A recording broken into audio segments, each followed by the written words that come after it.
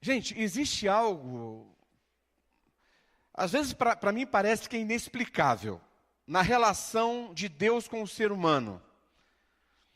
Porque é difícil, dentro das nossas limitações humanas, né, e nós somos bem limitados, nós compreendemos como o divino, que é perfeito, que é justo, que é puro, insistir num relacionamento de intimidade com suas criaturas, que por causa da ação do pecado, são imperfeitas, injustas e impuras. Isso não dá um nó na cabeça da gente? Como Deus insiste nisso? Talvez a gente possa explicar isso com aquela explicação que ela não é mentirosa, é verdadeira. A gente pode dizer simplesmente, isso é amor. Isso é verdade, não é? Nós acreditamos assim. Por que Deus insiste dessa forma? É amor. Mas como tudo que nós procuramos compreender e entender na vida, ou a forma de, quando nós encaramos as coisas e definimos alguns conceitos a respeito da vida, a gente sempre faz isso a partir de nós mesmos e das nossas experiências. Mas mesmo sabendo que é amor, nós não conseguimos entender isso com clareza, porque, humanamente falando, não é possível amar assim. Você concorda? A gente fala do amor de mãe que leva às últimas consequências, mas amar como Deus, não é possível humanamente amar dessa forma. E nós podemos, basta uma leitura simples das Escrituras, da Bíblia, que você vai ver, vai perceber como Deus se move em muitas situações, em muitas circunstâncias, na construção desse relacionamento. Ou seja, Deus quer ser amigo das suas criaturas, daqueles que o seguem. Mas antes de seguirem das suas criaturas, Deus quer ser amigo.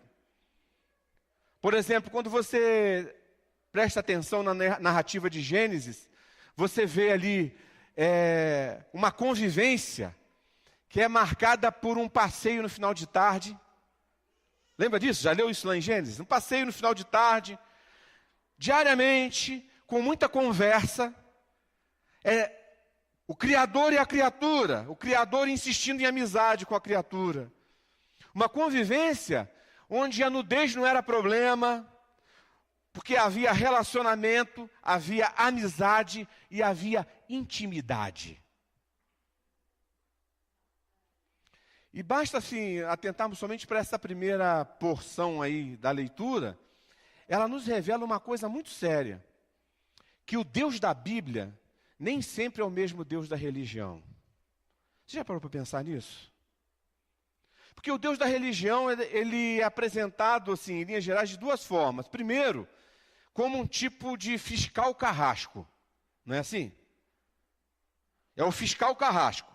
Ele está sempre na espreita, vigiando você, vigiando suas criaturas, com sangue nos olhos, doidinho para que as pessoas cometam erros, para que elas pisem na bola, para que ele possa então puni-las, execrá-las. Tem gente que tem prazer nisso, não tem?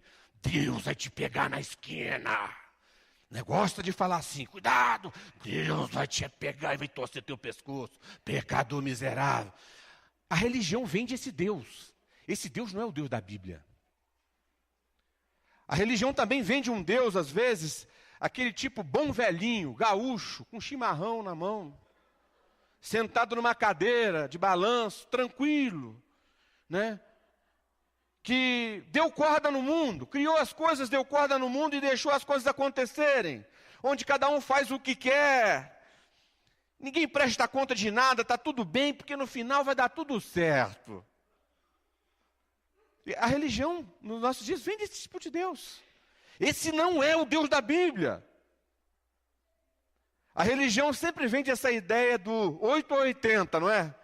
Mas o Deus da Bíblia é diferente. O Deus da Bíblia é relacional.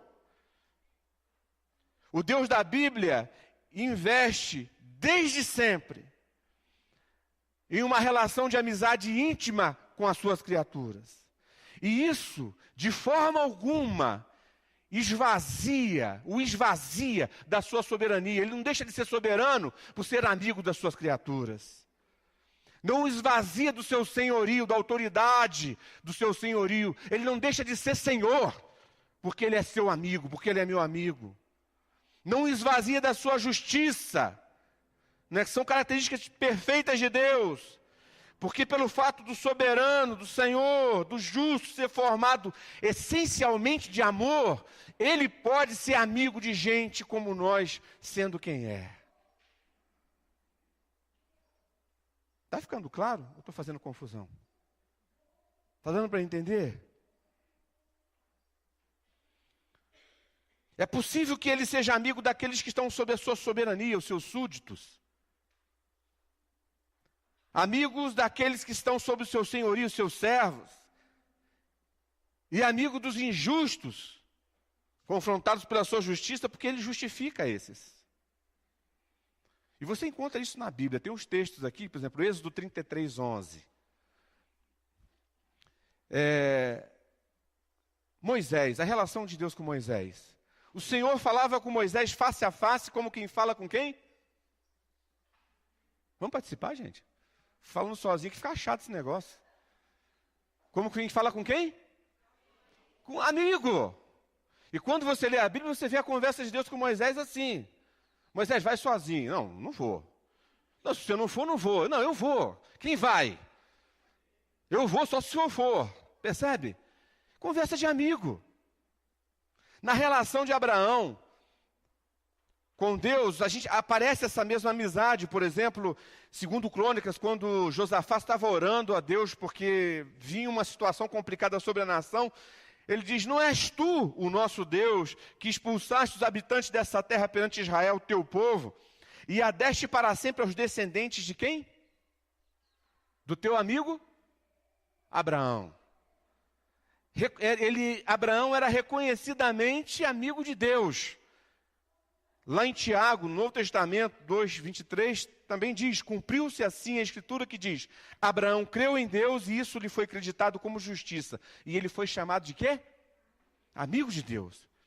E é interessante, tem mais, no Novo Testamento, lá em João 11:11, a situação de Lázaro ali, e Jesus Cristo, Deus encarnado, ele diz o seguinte, depois de dizer isso, prosseguiu dizendo-lhes, nosso amigo...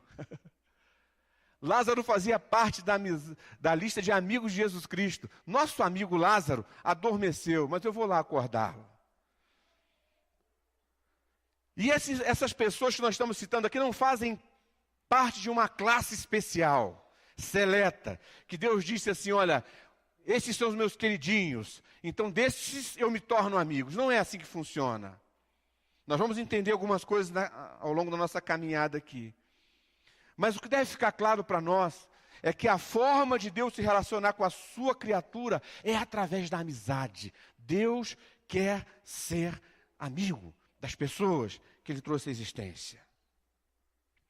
E nutrir uma amizade com Deus, investir na amizade com Deus, é dar passos em direção a essa intimidade tão necessária e tão desejada. Você deseja intimidade com Deus? A gente fala muito sobre isso, né?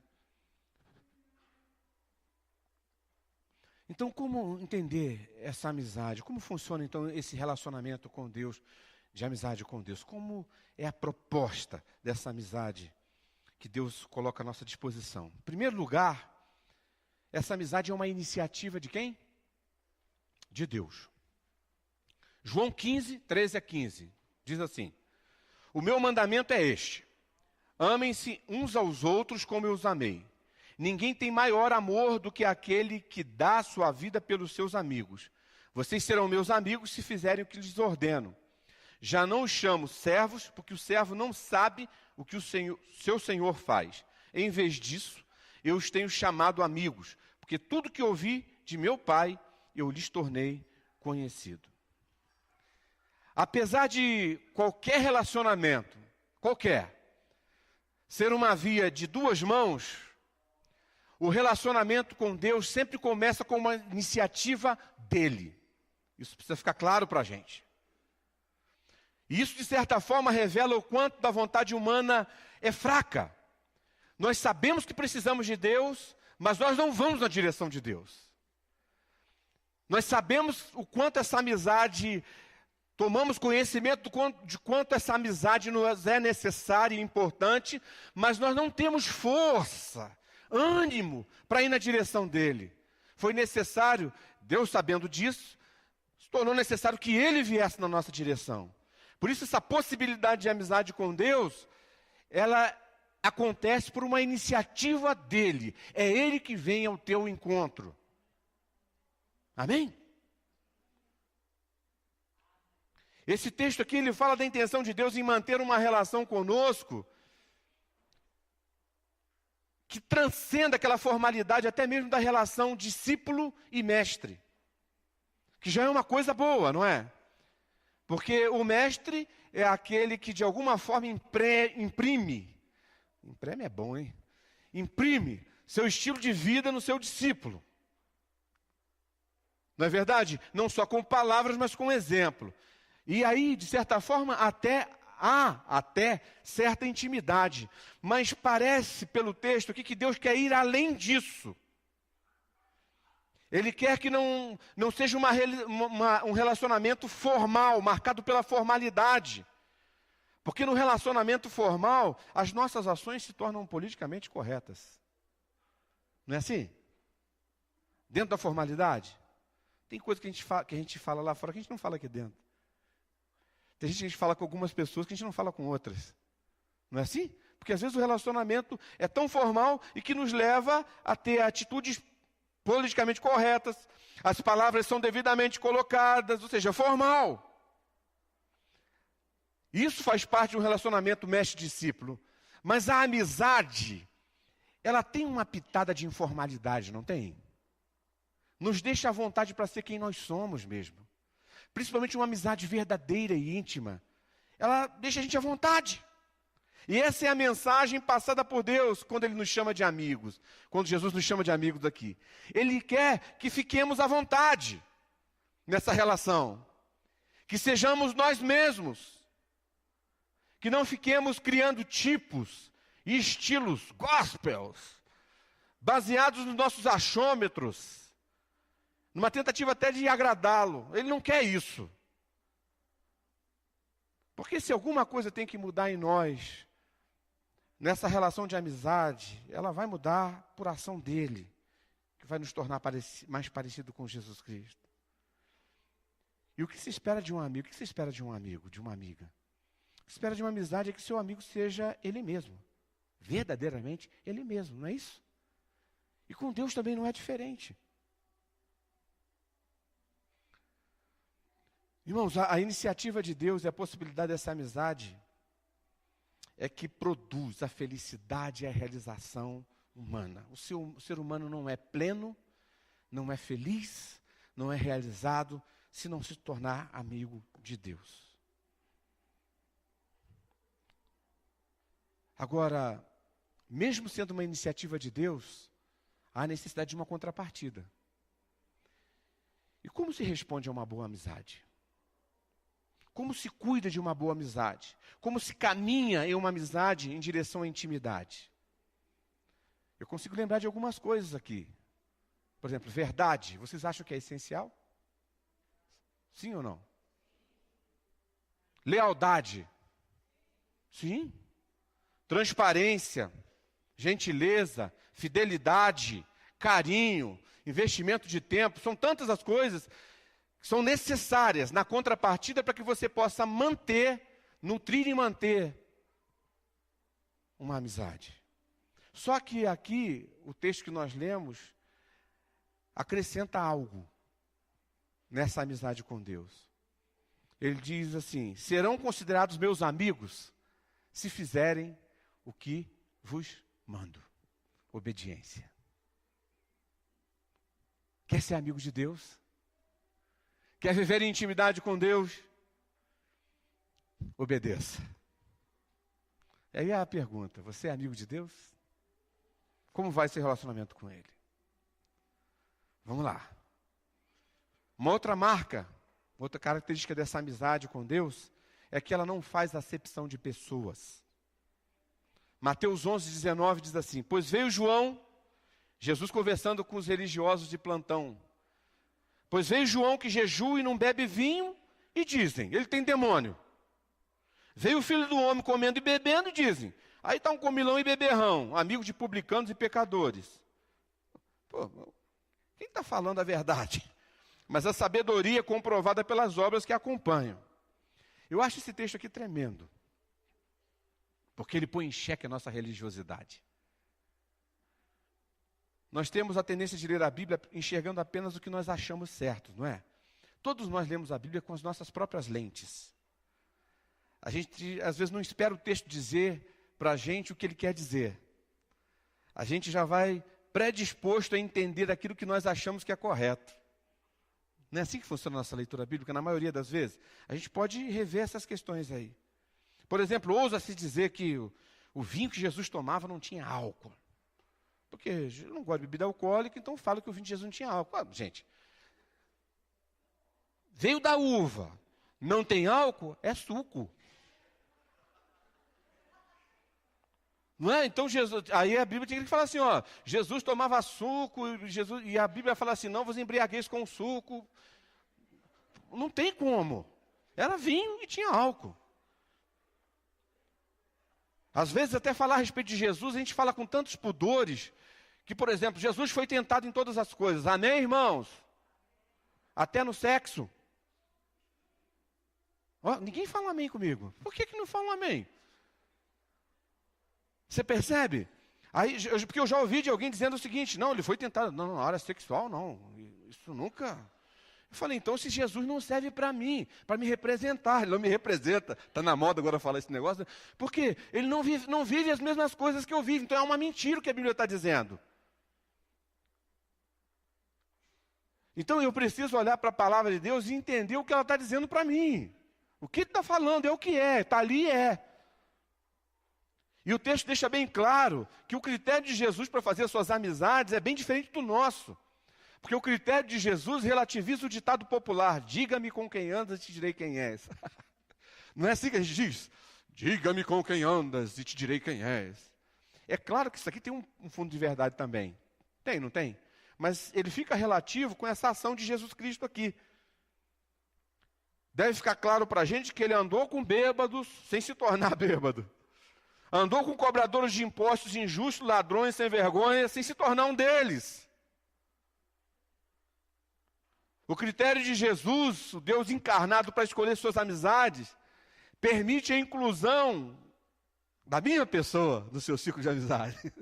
E da sua, meu Deus do céu, da nossa, nós podemos ser amigos dele.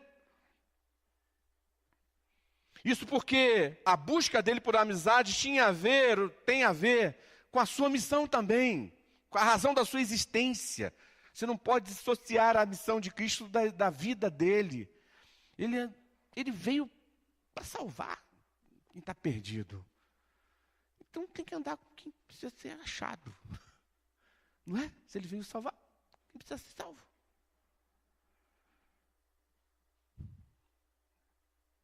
Ele andava com aqueles chamados pecadores e chamados beberrões. E não andava pela busca do suposto prazer que essas pessoas desfrutavam no que praticavam, né? A questão dele não era essa. Anda junto para poder desfrutar das mesmas coisas, porque aquilo lá tem prazer, então vou fazer junto com eles. Não, não é isso. Mas andava e se aproximava dessas pessoas por causa delas, por causa das pessoas, para proclamar o evangelho do reino a elas e mostrar para elas o caminho da vida eterna. É dessa forma. Na busca por amizades, Jesus não se colocou, em momento algum, você vê isso nas escrituras, do lado dos detentores do controle da religião, né? Os fariseus sempre levavam na cabeça, o pessoal da religião sempre levava na cabeça, porque o Deus que eles vendiam era muito diferente do Deus verdadeiro. Jesus também não se colocou, não fez amizades estratégicas com o pessoal do poder político, porque eles eram movidos por um egoísmo narcisista. Herodes e a sua corja. Eu ia fazer uma brincadeirinha aqui, mas não vou fazer não. O PT não existia naquela época. E essas pessoas, eles haviam se tornado opressores dos simples e dos sofridos. Agora, isso não significa também que se estes decidirem romper com as estruturas que eles viviam, que negam a Deus, eles também não poderiam ser amigos de Deus. Podem também. Mas Jesus falou da dificuldade que essa turma tinha de romper com essas coisas para seguir a Deus. Mas o fato é, olhando para esse texto, irmãos, é que Deus abre a possibilidade de uma boa e íntima amizade com todos, sem restrições. Não há nada na sua vida, na minha vida e na vida de qualquer outro ser humano sobre a terra que o desqualifique no sentido de se tornar amigo de Deus. Pode! E o que precisa mudar? A amizade muda a gente, transforma a gente. Esse relacionamento vai fazer. Amém? É bom saber disso. Terceiro lugar, exige exclusividade. A gente começa a se deparar com umas coisas assim também meio complicadas, mas a gente tem que trabalhar com isso, está na Bíblia. Esse texto de Tiago aqui, ele é paulada na moleira. Tiago 4 e 5, diz assim: adúlteros, vocês não sabem que a amizade com o mundo é inimizade com Deus? Quem quer ser amigo do mundo faz-se inimigo de Deus. Ou vocês acham que é sem razão que a Escritura diz que o Espírito que Ele faz habitar em nós tem fortes ciúmes? Gente, cá entre nós, a infidelidade em qualquer relacionamento é destrutiva. Vocês concordam? E uma característica da amizade proposta por Deus ao ser humano é a exclusividade. Ele não negocia isso.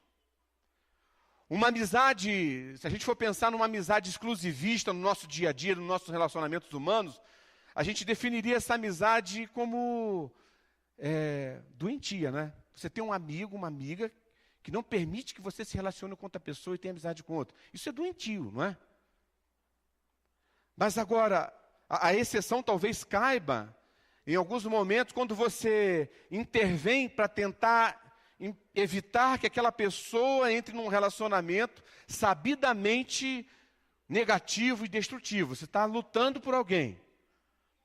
Mas na relação com Deus, justamente por ter como diferencial a questão da salvação, a amizade proibida aos amigos de Deus é a amizade com os sistemas que regem o tempo, com seus valores anti-reino, a quem as Escrituras chamam de mundo. É por isso que ele fala, a amizade com o mundo, com esse sistema que dirige o nosso tempo.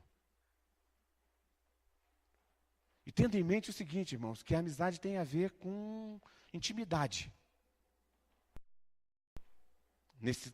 Aqui nós estamos falando. Uma amizade verdadeira, ela deixa marcas, não deixa? Algumas amizades, mesmo depois que as pessoas se distanciam fisicamente por questões de trabalho, mudam de país, mudam de estado, e já não consigam mais se ver por tanto tempo, mas se foi uma amizade verdadeira e intensa, algumas marcas ficaram em um e outro. Não há possibilidade de ser íntimo de alguém sem marcar e sem ser marcado. Por isso essa postura exclusivista de Deus, porque Ele sabe que a amizade com o mundo, com o sistema vigente no nosso tempo, vai deixar marcas sofridas, doídas em nós, e negativas nos seus amigos. Ele não quer isso. Essa postura exclusivista é para tentar nos livrar disso. Aquela coisa de pai, de mãe que dá conselho para os filhos, sofre com o filho. Não faça, não faça, não faça, não faça, não faça, não vá, não vá. Para que não fique essa marca na tua vida e o filho vai e faz e fica marcado, infelizmente. Porque isso extrapola a nossa capacidade de controlar. Mas Deus, por isso Deus diz, olha, eu não quero dividir isso. É nesse sentido. A postura exclusivista de Deus não se apresenta como um domínio e controle, mas como um ato de amor, deve ser encarado dessa forma. E por último, irmãos, estou acabando, tá? Criança, Sarinha, estou acabando. É que empolgação, muito tempo sem pregar, microfone, o pessoal, todo mundo aqui, Jesus, Espírito Santo, e aí ninguém segura mais. Mas segura que a gente tem que almoçar com os pais daqui a pouco, né? E por último é a intimidade. A intimidade é o que se espera. O mesmo texto de João 15, principalmente o verso 15, ele diz assim: já não os chamo servos, porque o servo não sabe o que o seu senhor faz. Em vez disso, eu os tenho chamado amigos, porque tudo que eu ouvi de meu pai, eu lhes tornei conhecido. Servos não sabem, amigos sabem. O propósito de Deus nessa amizade não é a superficialidade, é a intimidade. E intimidade não se compra, não se negocia. Intimidade leva tempo. A intimidade é construída no dia a dia. A gente percebe às vezes que alguns problemas emocionais, traumas, muitas vezes geram medos na nossa vida, no nosso coração, que nos impedem de experimentar as benesses de uma intimidade, não é? A gente fica com medo de se expor, porque já foi traído uma vez. A gente fica com medo de abrir. Mas relacionamento sem intimidade é relacionamento superficial. E a proposta de Deus é intimidade sempre. A gente citou aqui os fariseus. Jesus batia tanto neles por quê? Porque eles queriam ser amigos de Deus, mas eles queriam construir relacionamentos baseados na superficialidade. Mas Deus, esse Deus da intimidade, ele não suporta superficialidade. Ele não tem problema de te ver com cara de acabei de acordar. Já viu cara de acabei de acordar? Às vezes tem baba aqui, ó. Tem remela aqui. Não faça essa cara não, você também tem, William.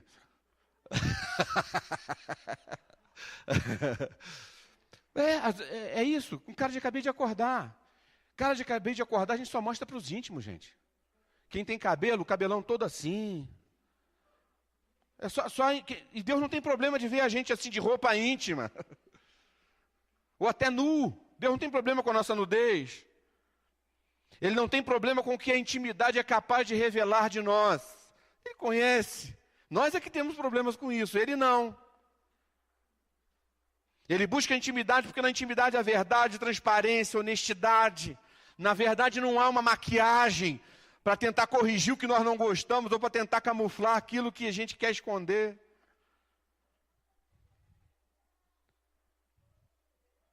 É por isso que o Abraão, que mentiu sobre Sara ser sua esposa por covardia, pôde ser amigo de Deus. É por isso que o Moisés, nervosinho, irritado, quebrava a tábua lá, doidado, pôde ser amigo de Deus. É por isso que o Davi, adúltero, assassino, péssimo pai, era amigo de Deus. Sabe qual é o diferencial? O diferencial não é nem a quantidade de oração. É claro que as disciplinas espirituais, nós já conversamos sobre isso aqui, elas vão nos ajudar nesse processo de busca de intimidade, nessa amizade. Mas o que prevalece nessas pessoas e que deve ser encontrado em nós é a disposição do coração.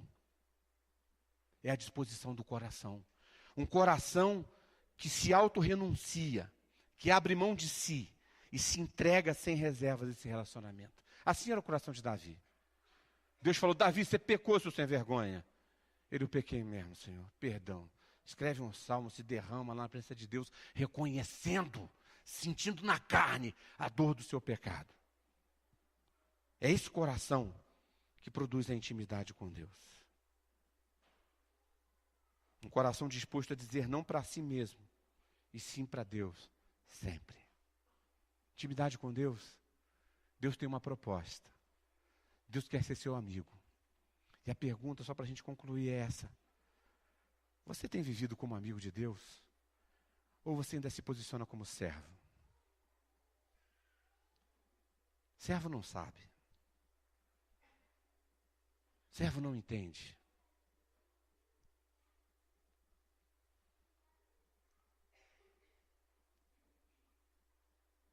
Ele diz que ele quer amigos. Amigos sabem. Amigos são íntimos. E eu queria te desafiar nessa manhã a rever essa relação. Discutir nós já discutimos, não precisa discutir mais não. Mas a rever essa relação. Seja você mesmo na presença de Deus. Ouse mudar até a tua forma de orar.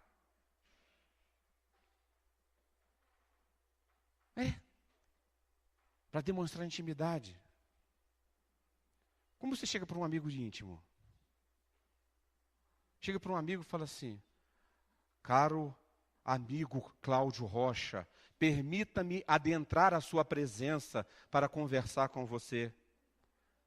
Os meus ouvidos estão abertos para aquilo que tens a me dizer, caro amigo Cláudio Rocha. É assim que funciona? Assim que nós tratamos as nossas amizades? Não é. E a gente trata Deus assim.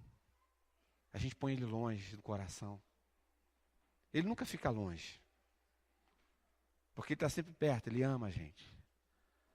Mas nós precisamos mudar a disposição do nosso coração em relação a Ele. Dizer: Senhor, eu abro mão de mim mesmo para te ter. E mergulho nesse relacionamento. E aí, viver como amigo. Isso faz toda a diferença.